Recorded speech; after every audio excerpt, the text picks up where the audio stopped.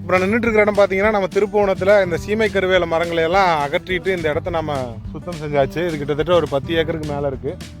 இப்போ இந்த இடத்துல வந்து நம்ம வெறும் மரம் மட்டும்தான் பயிரிட போகிறோம். சின்ன காய்கறிகளோ இல்லை நெல் வயலோ நம்ம செய்ய போகிறதில்ல. அப்போ மரங்கள் மட்டும் நம்ம செய்கிறதால இப்போ இங்கே வந்து ஏற்கனவே அந்த சீமை கருவேல மரங்கள்லேருந்து கொட்டிய அந்த வேஸ்ட் அதாவது இருக்கு இல்லையா, இலைதலைகள் அந்த குச்சிகள் எல்லாம் மக்கி போயிருக்கு. அதை நம்ம வந்து மண்ணாக எடுத்து வச்சுருக்கோம். அதாவது மேல்மட்ட மண்ணை வந்து நம்ம எடுத்து வச்சுருக்கோம். இந்த மேல்மட்ட மண்ணை எடுத்து நம்ம மரம் நடும் பொழுது அந்த மரத்தினுடைய வேருக்கு வந்து இந்த மேல்மட்ட மண்ணை நம்ம போட்டோம்னா இதுவே ஒரு மிகச்சிறந்த உரமாக இருக்கும். பார்த்தீங்களா, தனியாக எடுத்து வச்சுருக்கோம் பாருங்கள். இந்த மாதிரி நீங்கள் மரம் நடுற மாதிரி இருந்துச்சுன்னா ரொம்ப நாள் வேலை செய்யாத இடத்துல நீங்கள் வேலை செய்கிறப்போ அந்த மேல்மட்ட மண்ணை எடுத்து நீங்கள் அதை உரமாக பயன்படுத்திக்கலாம். அருமையாக மரங்கள் வளரும். நன்றி.